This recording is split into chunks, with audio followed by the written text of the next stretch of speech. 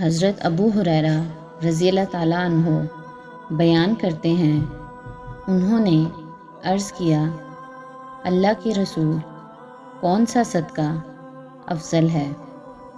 آپ صلی اللہ علیہ وآلہ وسلم نے فرمایا، غریب آدمی کا محنت کی کمائی سے صدقہ کرنا اور اپنے زیر کفالت افراد سے آغاز کرنا۔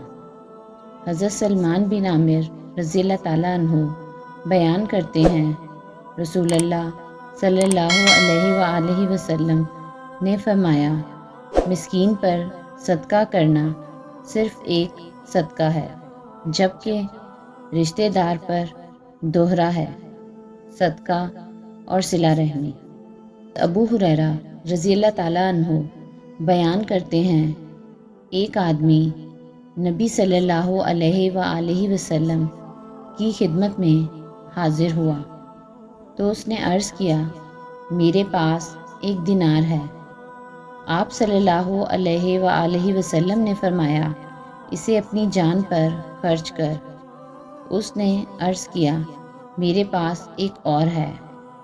آپ صلی اللہ علیہ وآلہ وسلم نے فرمایا، اسے اپنے اہل و عیال پر خرچ کر۔ اس نے عرض کیا، میرے پاس ایک اور ہے۔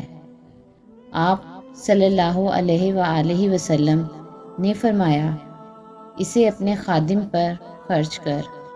اس نے عرض کیا، میرے پاس ایک اور بھی ہے۔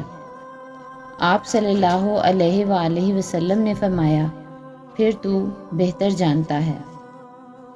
ابن عباس رضی اللہ تعالیٰ عنہ بیان کرتے ہیں، رسول اللہ صلی اللہ علیہ وآلہ وسلم نے فرمایا، کیا میں تمہیں بہترین شخص کے بارے میں نہ بتاؤں؟